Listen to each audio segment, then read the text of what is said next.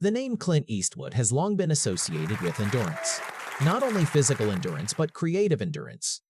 For more than 7 decades, his presence has shaped American cinema, both in front of the camera and behind it. Yet now, at the age of 96, questions have quietly grown louder. Questions about his health. Questions about his silence. And questions about whether the final chapter of his filmmaking life has already been written. Before the story continues, a brief note. Support for this documentary series can be shown by liking the video and subscribing to the Final Cut Stories.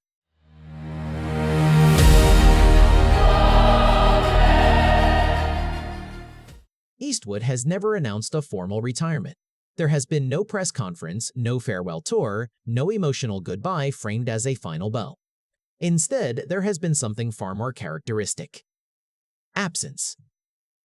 After directing and releasing Cry Macho in 2021, a modestly scaled Western drama, his public activity slowed to a near standstill. No new projects were announced, no production schedules confirmed. For an industry accustomed to Eastwood's relentless pace, the quiet felt unusual. At an age when most of his peers have long since stepped away, Eastwood had remained active well into his 90s. That history made the silence harder to ignore. Industry observers noted that Cry Macho was filmed with careful accommodations. Shorter shooting days, a reduced physical workload. Subtle adjustments that suggested a director still in control but aware of his limits. Public appearances became rare. Interviews were shorter and less frequent. Statements, when they came, were carefully measured and often focused on the past rather than the future. Health rumors circulated, but none were confirmed.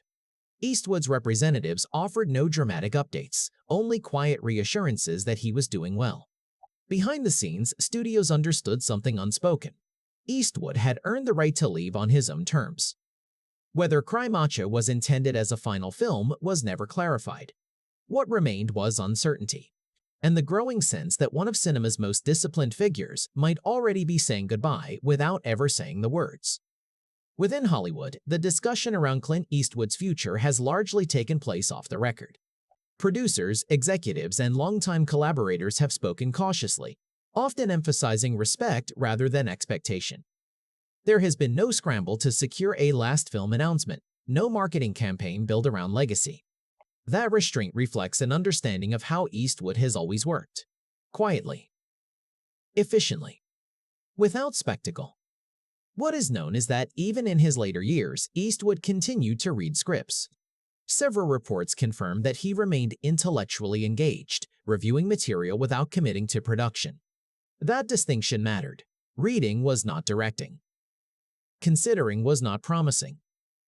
In an industry driven by momentum, Eastwood appeared content to slow the clock.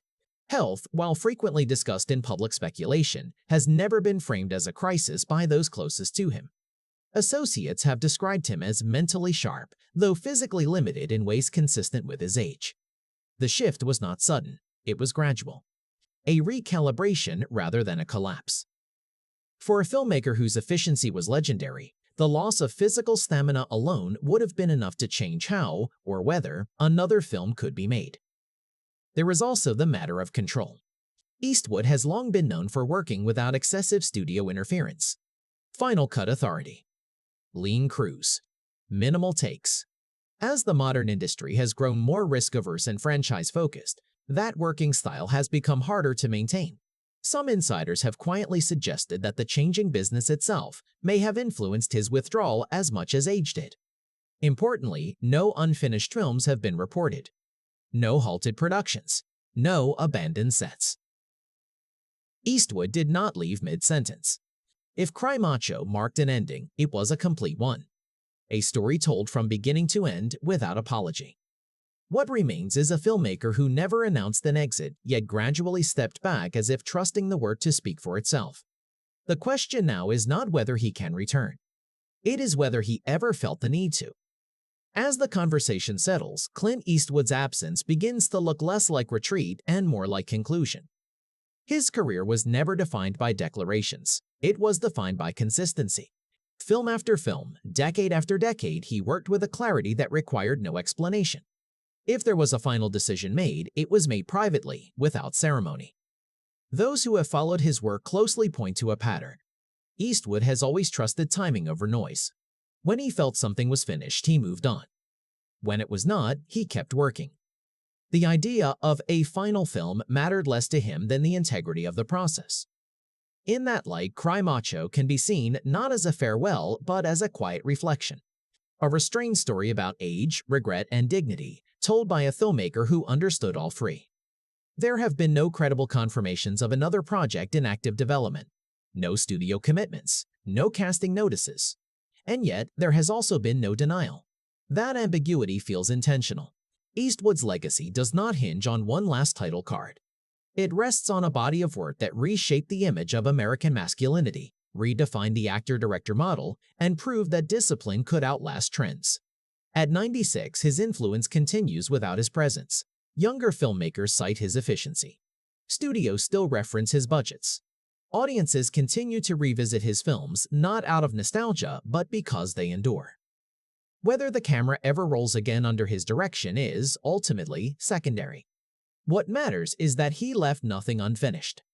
No promises unkept, no image diluted by excess. If this is the end, it arrived the way Clint Eastwood always worked. Calmly, deliberately, and without asking for permission.